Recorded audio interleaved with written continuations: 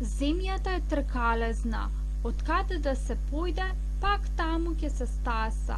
Утредента кога изгреало сонцето, крапот го разбудил шекерното дете заспано на песочниот брег и го поканил да појде со него во земјата лагарија.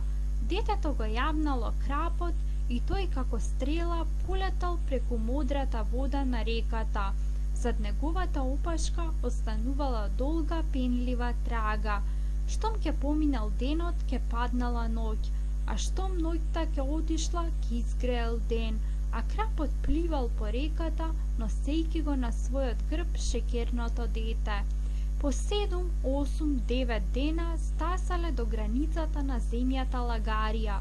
Во оваа земја се било чудно. Планини од сладолед, реки од лимонада, куќи од мед, дрвја од чоколада, место снег овде паѓал шекер, а место дожд млечни капки. Во медените куќи живееле џуџиња, високи 1 педа, со бради долги 2 педи. Кога стасало шекерното дете, од куќите излегле 7 џуџиња и го обиколиле. Детето ги поздравило и прашало: знаете ли како да го спасам славеот од пештерата на планинските арамии, мечката, волкот и лисицата? Џуџињата се замислиле, ги подзамазниле брадите, се преместиле од нога на нога, погледнале лево, погледнале десно и рекле 7 пати едно по друго: не знаеме.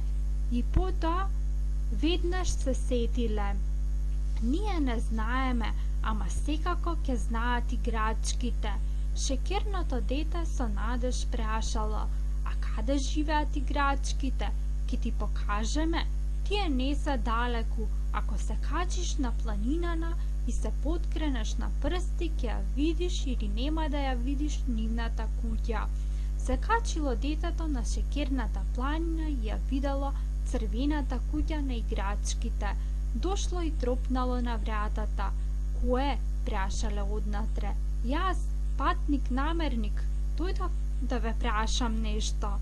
Му отвориле и го пуштиле внатре. И тоа веднаш. Знаете ли како може да се ослободи славеот од планинските арамии? Не знаеме.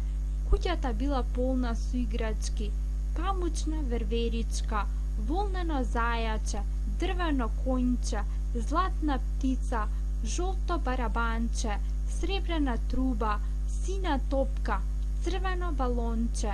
Шекерното дете се растажило. Барабанчето тропнало и рекло: ако ние не знаеме, знаат снегулките. Прашај ги нив. Така е, рипнало дрвеното конјче. Јас ќе го однесам до ледената шума на снегулките. Но ни веселите бели снегулки не знаеле. Тогаш дошол ветрот и дувнал ни својата прозирна брада. Знаеш што, шекерно момче? Тоа што сакаш ти да го знаеш, можат да ти го кажат само луѓето.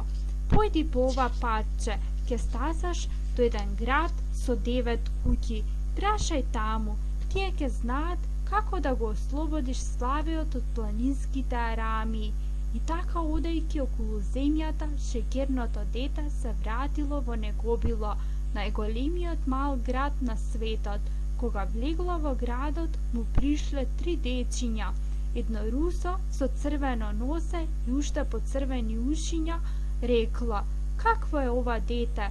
Помало е и од маче. Другото удрило со белите дланки: ова не е дете, ова е играчка. И третото се наведнало, го лизнало и веднаш почнало да скока од радост. Ај, ова дете е сладко. И сите 3 дечиња почнале да го лижат. Шекерното дете се исплашило и потрчало по кривата калдрма. Децата скокале по него и го лижале. На среќа од некаде излегол коларот Ване.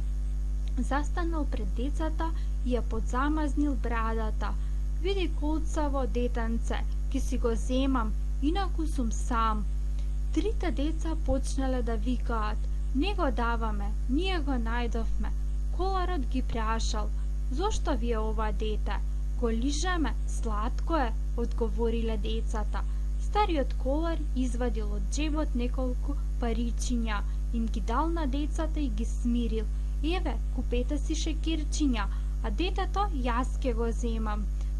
Кога отишле децата, коларот се свртел кон шекерното дете. Сакаш ли да те земам кај мене? И не чекајќи одговор, се насмеал, иако насмевката не можела да му се види од густата брада. Сакаш, ајде дај го рачето, ќе те носам дома.